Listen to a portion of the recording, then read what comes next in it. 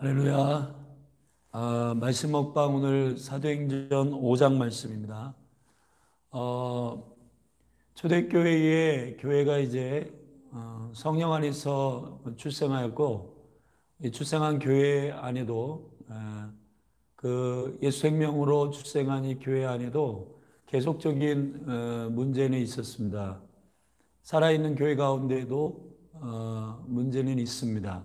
근데 이제 이 문제를 어떻게 돌파하느냐의 것이 돌파하느냐가 바로 살아있는 교회의 관건이죠. 사도행전 3장에서 안진뱅이를 일으킨 이후에 거기에서 일어난 문제는 이제 하나님의 영광을 인터셉트하지 않도록 사도들이 개인의 경건과 능력으로 이러한 표적이 나타난 것이 아니라고 선언하였습니다. 이 첫 번째 문제는 돌파되었습니다. 사도행전 4장에서는 이제 복음을 강력하게 전하는 사도들을 감옥에 종교인들이 가두었습니다. 근데 성령이 충만함으로 베드로와 요한이 여전히 기탄 없이 복음을 전가함으로 두 번째 문제도 돌파됐습니다. 그리고 교회가 이 소식을 들은 후 그리스도를 대적하는 영적인 이 복음을 증거하지 못하게 하는 이 사단의 계략에 대해서 교회가 기도함으로 대처하였습니다. 자, 이제 사도행전 5장에서 세 번째 교회가 이제 닥치는 문제는 3장과 4장에는 외부로부터 공격받는 문제였지만 5장에서는 이제 내면의 내적 교회 내에서의 문제가 터졌는데 그게 바로 거짓된 헌신의 문제입니다. 자, 이 거짓된 헌신의 문제는 아나니아와 삽비라를 통해서 터지게 되었는데 이제 교회가 하나님의 지혜가 빛 가운데 열리기 시작하니까 소유를 행하는 탐욕이 있는 교회가 아니라 주님이 우리의 전부인 것을 알게 되고 여호와로 인하여 만족하게 되는 생명의 공동체가 되었기 때문에 그 필요에 따라 사람들에게 이 모든 것들을 나눠주고 물건을 통용하는 강력한 헌신이 일어났고 또 땅과 집을 팔아 사도의 발 앞에 던지는 일들이 있었는데 이 영적인 분위기 안에서 그 심령 깊은 곳에 큰 은혜가 없었던 아나니아와 삽비라가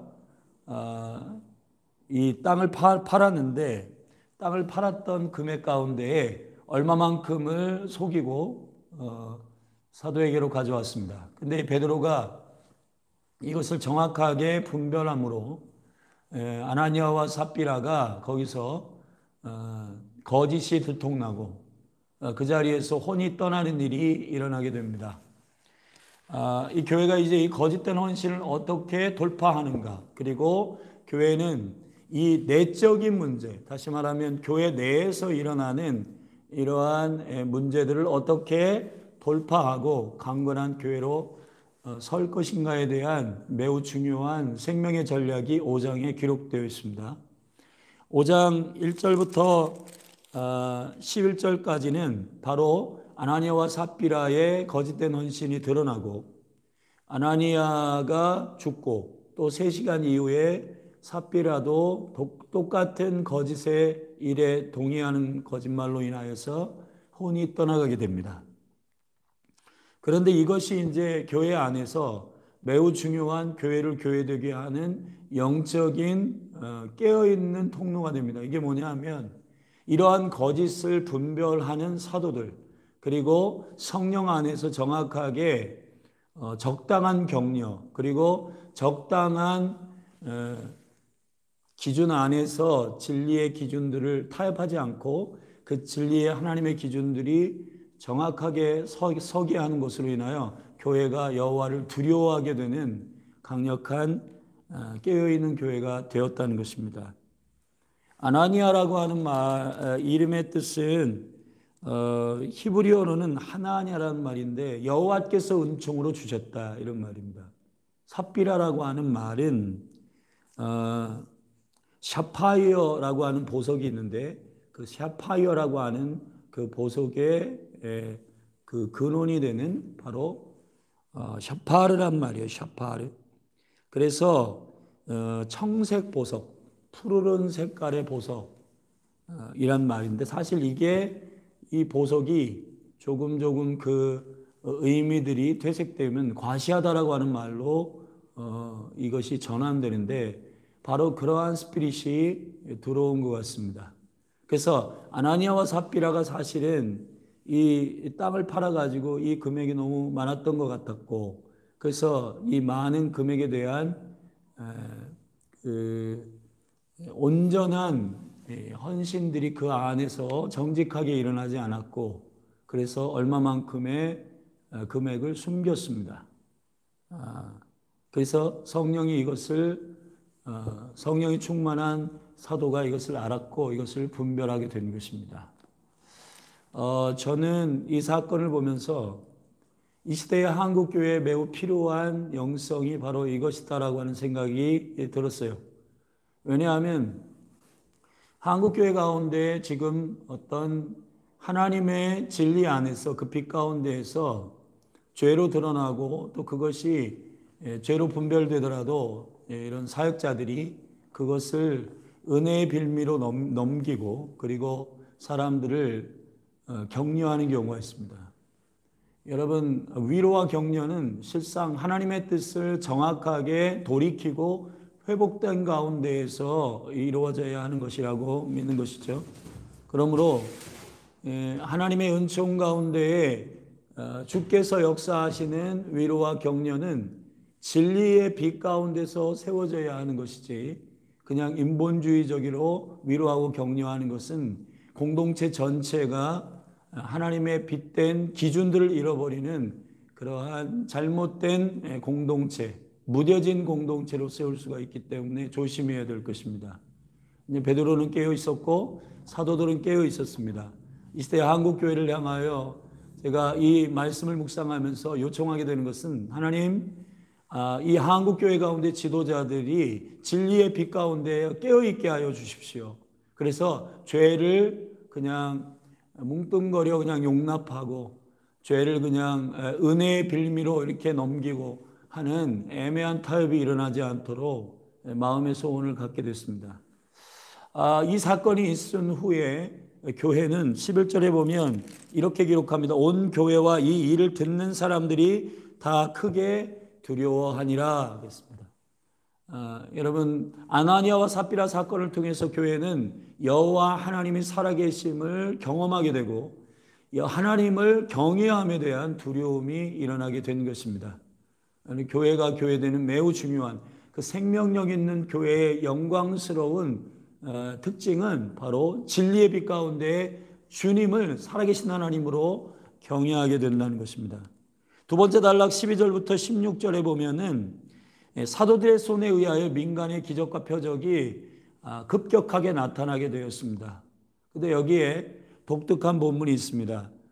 심지어 병든 사람들이 환자들을 메고 거리에 나가 침대와 요 위에 누이고 베드로가 지나갈 때에 그 그림자라도 네게 덮일까 바라고 그랬습니다.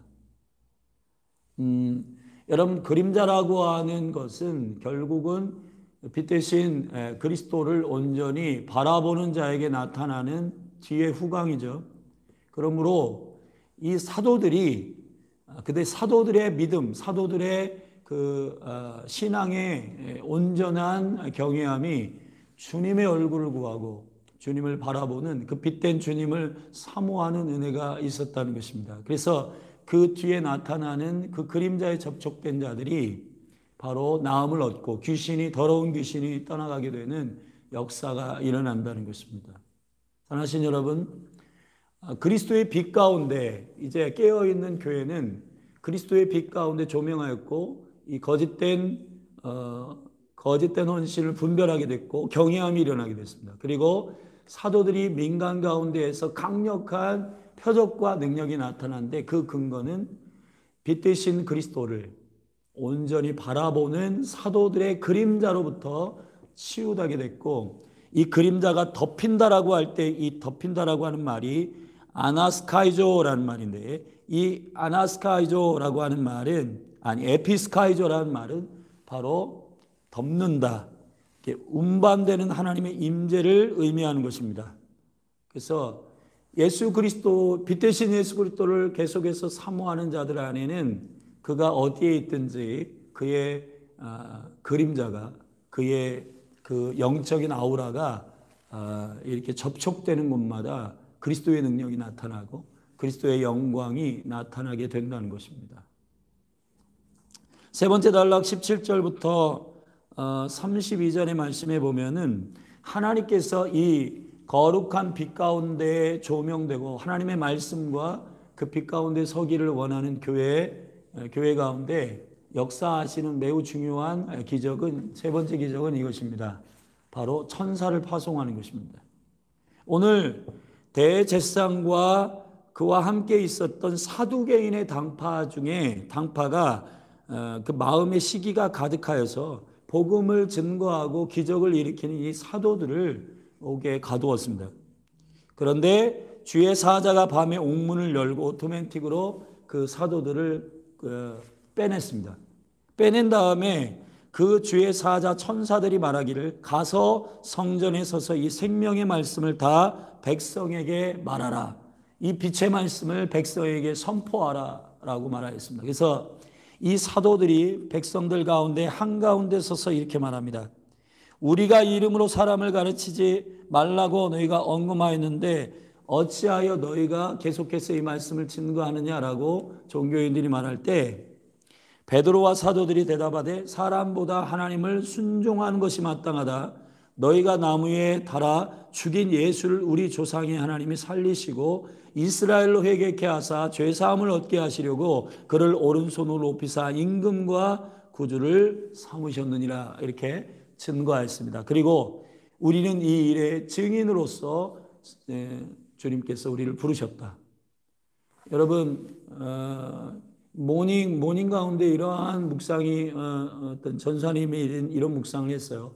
천사가 이 사도들을 옥에서 꺼내주신 것은 그들의 생명을 살리기 위해서가 아니라 그들의 데스티니, 그들의 부르심을 위해서다. 매우 정확한 묵상이고 제가 이 묵상의 말씀을 들을 때 감동이 있었습니다.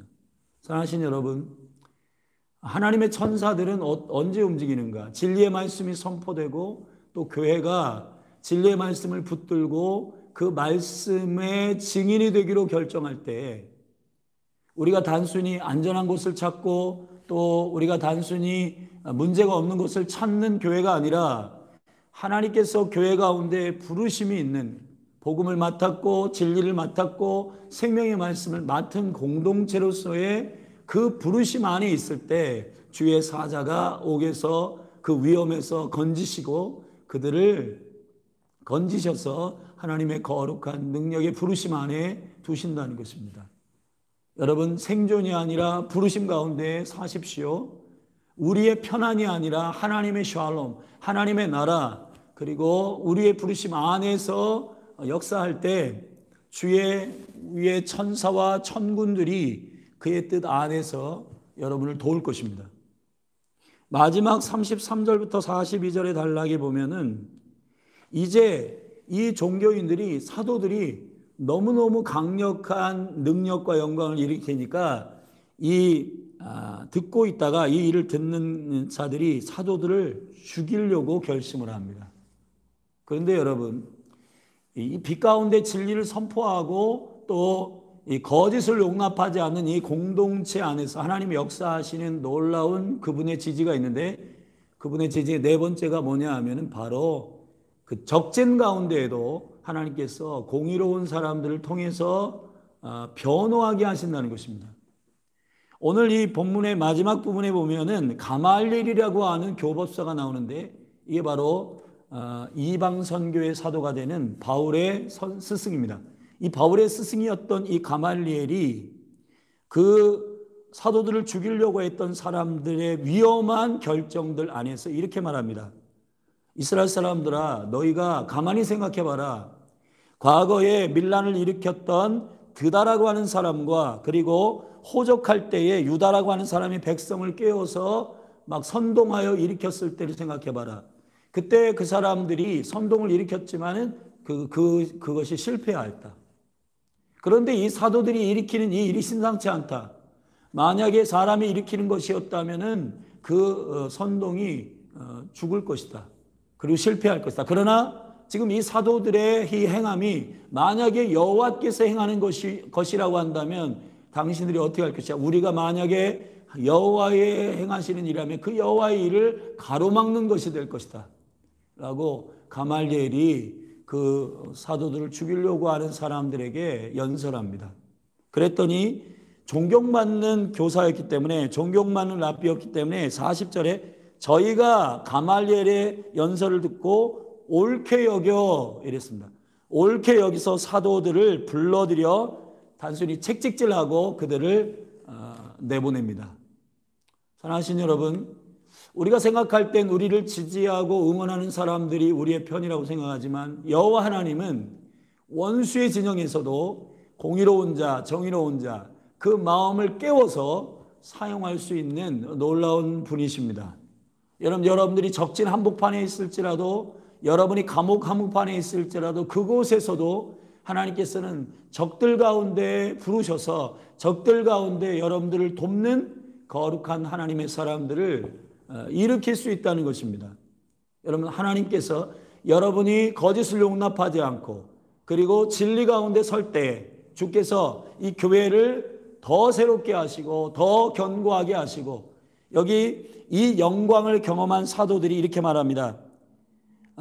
사도들은 이러한 빛 가운데 하나님의 도움을 경험한 다음에 사도들은 그 이름을 위하여 능력받는 일에 합당한 자로 여기심을 기뻐하면서 공의 앞을 떠나고 저희가 날마다 성전에 있든지 집에 있든지 예수가 그리스도라 가르치기와 전도하기를 그치지 아니하였다, 쉬지 아니하였다 했습니다. 여러분, 사도행전 5장에 거짓이 교회를 함몰시키려고 교회 내에서 거짓된 헌신이 일어났을 때 여호와께서 사도들의 분별력을 사용하였습니다. 그리고 사도들의 예수 그리스도만을 예배하고 예수 그리스도 빛 대신 주님만을 바라보는 능력을 통하여 그의 그림자를 통해서 일하셨습니다. 그들의 그림자를 통해 치유하셨습니다.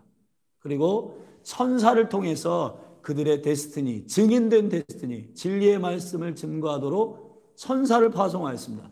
그리고 적들의 진영 가운데에 율법을 정확하게 공의 가운데 해석하고 있었던 존경받는 가말리엘이라고 하는 말은 보답이라고 하는 뜻입니다. 보답하시는 여호와라는 말씀인데, 그 보답이라고 하는 가말이라고 하는 말이 다른 뜻으로는 원숙하다. 그러니까 상 주실 여호와를 바라보는 원숙한 그 심령을 가지고 있는 가말리엘을 여호와께서 일으키셔서 바로 사도들을 위경에서 건져내셨습니다.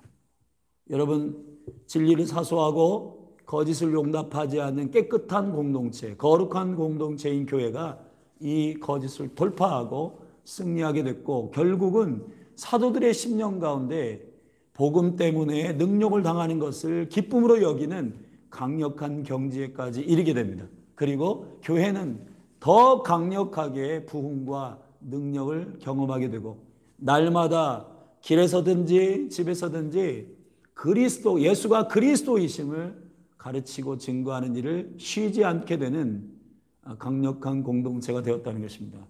사랑하신 여러분, 거짓을 용납하지 마십시오. 여러분, 진리를 사수하십시오. 그리고 하나님의 말씀을 붙들고 타협하지 않는 저와 여러분이 되기를 예수 그리스도의 이름으로 축원합니다. 적당한 격려, 적당한 위로, 그리고 하나님께로부터 오지 않은 은혜들이 우리가 진리가 아닌 다른 것과 타협할 수 있습니다. 여러분, 예수 그리스도의 생명은 은혜와 진리, 독생자의 영광은 은혜와 진리가 충만하더라. 하나님 아버지는 사랑과 공의가 균형 있으신 분이십니다. 여러분, 진리를 사수하시고 마지막 때에 이 진리의 전쟁에서 승리하시고 거짓을 용납하지 않는 그리스도의 몸된 교회로 일어나십시오. 여러분, 예수님의 이름으로 축복합니다. 오늘도 여러분 주 안에 승리하시고